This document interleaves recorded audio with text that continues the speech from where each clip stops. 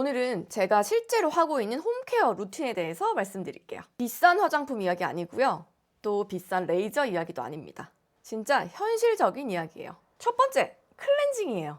클렌징은 정말 중요하게 생각해요. 저는 20대부터 술을 많이 마시고 집에 들어온 날도 진짜 클렌징을 무조건 하고 잤어요. 예전에 이런 광고도 있었잖아요. 화장은 하는 것보다 지우는 것이 더 중요합니다. 바로 엄정화 언니가 그 말을 했었죠. 그래서 어렸을 때부터 이 문장은 진짜 뇌리에 꽂혔던 것 같아요. 클렌징이 중요하구나. 화장은 하는 것보다 지우는 것이 더 중요하구나. 예전에는 정말 세정력 강한 그런 제품들을 좋아했어요. 2차 클렌징이라고 하죠. 클렌징 크림으로 막 이렇게 바르고 세안을 한 다음에 다시 폼 클렌징으로 2차 세안을 했어요. 그리고 또 닦아내는 토너로 얼굴에 남아있는 또 메이크업을 또 닦아주고요. 그렇게 정말 뽀드득뽀드득하게 관리를 했거든요. 근데 나이가 들면 들수록 느끼는 게 진짜 2중, 3중 클렌징을 하고 세게 씻는다고 이 피부가 좋아지는 게 아니더라고요. 오히려 피부 장벽만 무너집니다. 그래서 저는 요즘 약산성 클렌징 제품을 항상 선호를 해요. 화장을 좀 잘 녹여야 된다 그래서 오일 제품을 또 한동안 사서 썼는데 그거보다 좀 로션 타입으로 순한 제품들을 선택을 합니다. 그리고 2차 클렌징은 안 하고요. 그냥 한 번에 클렌징만 하고 있어요. 좀 피부가 편안한 제품. 저는 클렌징 제품을 고를 때 약산성, 저자극, 민감성 피부 사용 가능 이 세 가지를 꼭 확인해요.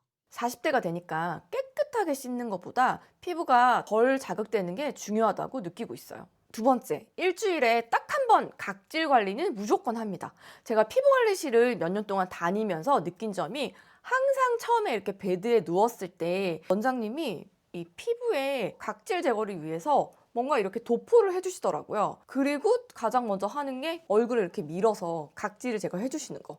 그래서 저도 관리실을 이제 그만두고 나서도 계속 일주일에 한 번 각질 제거를 하고 있습니다. 이건 피부 관리실을 안 다녀도 절대 포기를 하지 않는 루틴이에요. 피부가 칙칙해 보이거나 아니면 화장이 들뜨거나 뭐 제품이 흡수가 안 될 때 각질 제거를 하면 바로 이게 효과가 나타나더라고요. 화장이 착 붙습니다. 저는 여러 가지 제품을 써봤는데 시드물 제품이 제일 좋더라고요. 성분도 순하고요. 그리고 이렇게 얼굴에 이렇게 마사지를 했을 때 약간 때가 나오는 것 같은 좀 지우개로 민 것 같은 그런 느낌이 들면서 얼굴에 자극이 또 덜 하더라고요. 그래서 좀 부담 없이 사용하기가 좋았어요. 물론 피부 타입마다 다르겠지만 저는 일주일에 한 번 정도 이렇게 가볍게 각질 제거를 해주고 있어요. 매일 하는 건 오히려 자극이 되니까 피해주세요. 세 번째, 수분 관리입니다. 피부과 의사 선생님이 이렇게 말씀하시더라고요. 피부가 마르는 틈을 주면 안 된다. 이건 피부 관리실에서 봤던 관리 중에서도 가장 효과가 좋았던 부분이에요. 그래서 집에서도 계속하고 있어요. 피부 관리실에서 피부 관리가 다 끝나면 항상 모델링 팩을 해주시더라고요. 이렇게 막 가루로 섞어서 수분이 피부에 다 흡수가 되도록 이렇게 날아가지 않기 위해서 이렇게 모델링 팩을 해주시더라고요. 무슨 뭐 마스크를 쓰고 이렇게 관리도 하기도 하죠. 또 수분팩을 하기도 하고요. 중요한 건 피부가 마를 시간을 주지 않는다는 거예요. 이건 어떤 전문가나 다 동일하게 말하고 있는 것 같아요. 피부가 딱 마르는 순간 그때부터 이제 주름이 생긴다고 보면 되겠죠.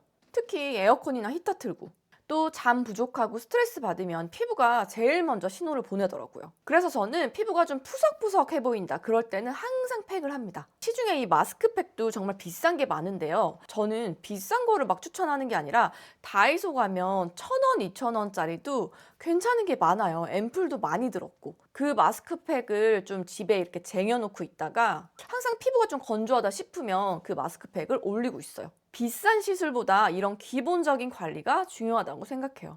네 번째, 저는 화장품 다이어트를 하고 있어요. 제가 예전에는 정말 많이 발랐어요. 20대부터 백화점 명품 화장품만 계속 썼었는데 그땐 진짜 토너, 에센스, 세럼, 로션, 크림, 갈색병은 뭐 기본이고요. 비싸다는 화장품은 항상 사서 덕지덕지 발랐어요. 오일까지 바르고 잤으니까요. 정말 좋다는 거 다 발랐어요. 그렇게 하면 이 피부가 그 영양분을 다 빨아먹을 줄 알았어요. 그런데 오히려 피부가 예민해지더라고요. 트러블도 많이 올라오고. 정말 그냥 과했던 거죠. 피부는 딱 적당량의 영양분만 주면 되는 것 같아요. 정말 과할 필요도 없는 것 같아요. 그래서 어느 순간 좀 줄이기 시작했어요. 지금은 저 진짜 단순하게 발라요. 그냥 백화점 화장품은 사지도 않고요. 우선 세안을 하고 나오면 수건으로 얼굴을 닦지 않아요. 시원한 좀 미스트로 된 토너를 뿌리고요. 또 닥토를 안 해요. 닦아내면 피부에 더 자극이 되니까요.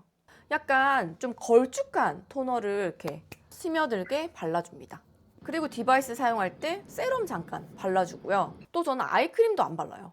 제품끼리 성분이 너무 중복되는 것도 많고 또 오히려 너무 이렇게 많이 바르면 피부가 숨을 못 쉬는 느낌이더라고요. 오히려 지금은 나이가 더 들었지만 좀 피부가 더 건강해진 것 같아요. 5번째, 요거 세타필 이야기를 안 할 수가 없어요. 많은 분들이 놀라시는데 전 요즘 얼굴에도 이 세타필을 발라요. 그냥 이게 바디로션이라고 알고 계시는 분들이 많으신데 저희 아이한테도 샤워 끝나면 이 세타필을 발라주거든요. 그리고 저도 얼굴에 바르고 몸에도 바르고 뭐 전신을 다 발라요. 제가 20대 때 미국 살 때 피부과 의사에게 들은 말이 아직도 기억이 나요. 비싼 화장품 여러 개 사지 말고 피부 장벽을 지키라고요. 그때 추천받았던 제품 중 하나가 바로 이 세타필이었어요. 물론 사람마다 맞는 제품들은 다르겠지만 저는 과한 기능성 제품보다 기본 보습이 훨씬 중요하다고 생각해요. 그래서 요즘은 화장품 쇼핑도 거의 안 해요. 6번째, 선크림은 꼭 발라요. 이건 아무리 귀찮아도 포기를 안 하는 부분인데요. 진짜 실내에서 형광등 아래서도 이 얼굴이 탄다고 하잖아요. 저는 잠깐만 뭐 집 앞에 나가도 선크림은 항상 무조건 바르고 나가요. 대신 방법이 좀 많이 바뀌었어요. 예전에는 선크림 바르고 파운데이션 바르고 아니면 팩트 바르고 그리고 또 컨실러 바르고 이렇게 좀 여러 겹으로 좀 두껍게 피부 화장을 많이 했는데요. 요즘은 약간 컬러감이 있는 이 선크림을 좀 선호를 하고 있어요. 요즘엔 저 요거 써요. 광고에서 그냥 보고 이 아이레놀 제품을 샀는데 컬러가 이 피부톤에 맞게 좀 파데처럼 들어있어서 요거는 그냥 톡톡톡 찍어 바르고 이렇게 좀 퍼지게 바르면은 선크림 기능도 하고 그리고 얼굴 약간 이렇게 커버도 되더라고요. 지금도 이 선크림을 바르고 컨실러만 약간 한 거예요. 제가 요즘에 이 제품을 자주 쓰는 이유가 클렌징이 너무 편합니다. 예전에 파데나 팩트 이런 걸 쓸 때는 막 2중, 3중으로 이렇게 클렌징을 했는데 지금 이 제품은 클렌징 할 때 로션 타입 한 번만 이렇게 쓱쓱쓱 하고 나면 이 클렌징이 끝이에요. 진한 메이크업을 안 하니까 이중 세안도 안 해도 되고 또 피부 자국도 줄어들고 좀 훨씬 편하더라고요. 특히 저처럼 집에서 일하거나 뭐 촬영이 없거나 좀 프리하게 돌아다니는 날에는 이 컬러 선크림 하나만 발라도 좀 충분하더라고요. 피부가 훨씬 숨 쉬는 느낌이고요. 7번째, 요즘은 레이저나 보톡스를 안 하는 지 오래됐어요. 이 부분은 좀 지극히 개인적인 생각인데요.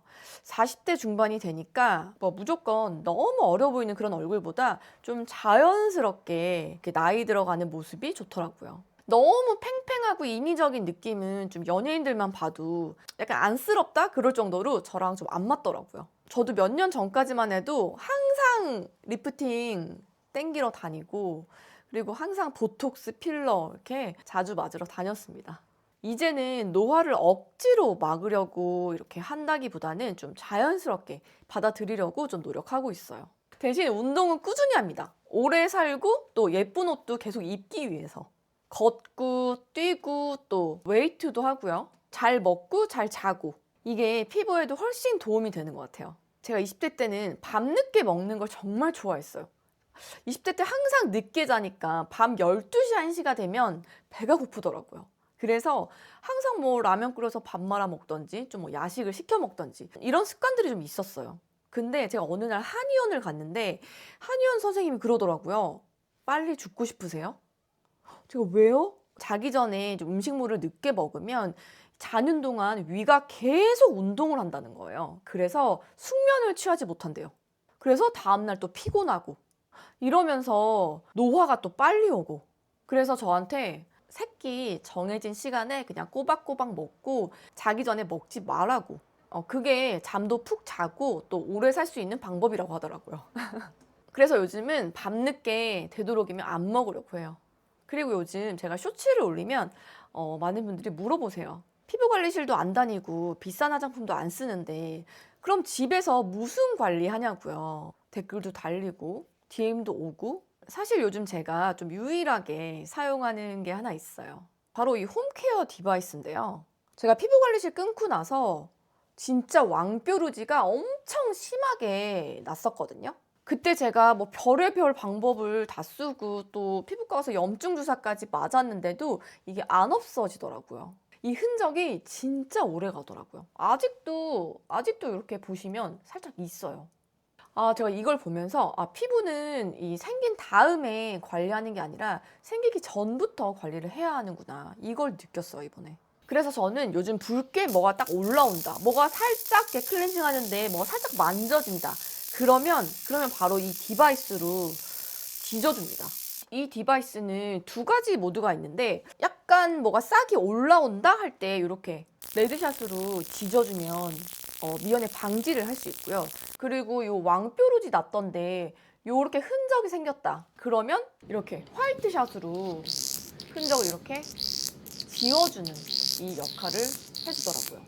제가 사용하는 건 피부과에서 받는 이 플라즈마 원리랑 비슷한 방식으로 집에서 사용할 수 있게 만든 디바이스예요.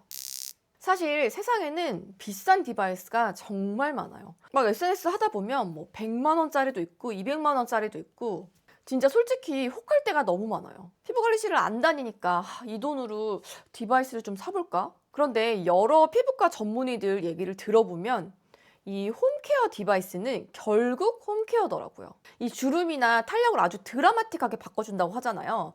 근데 이게 피부과랑 동일한 이 출력을 낼 수가 없대요. 그렇게 되면 안전 문제가 생기니까요. 그래서 일단 의료기기가 아니고 홈케어라는 겁니다.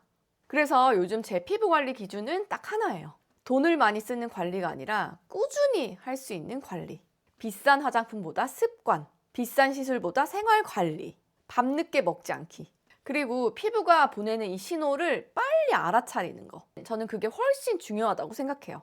피부 관리실을 끊었다고 이 피부 관리를 포기하는 건 아니거든요. 오히려 지금은 좀 단순하게 좀 꾸준히 관리하고 있어요. 저처럼 피부 관리실 안 다니고 뾰루지가 올라오거나 아니면 뾰루지가 생겼는데 이렇게 흔적이 남는 분들은 이 디바이스 할인 링크를 제가 6월 1일부터 4일까지만 오픈할게요. 더보기란에 제가 정리해 놓을게요. 우리 모두 자연스럽게 건강하게 꿀피부가 되는 그날까지 매일매일 노력하자고요. 오늘 제 영상이 도움이 좀 되셨다면 좋아요와 구독, 하이프도 해주세요. 그럼 저는 배배언이었습니다. 우리 다음 시간에 만나요. 안녕. You got me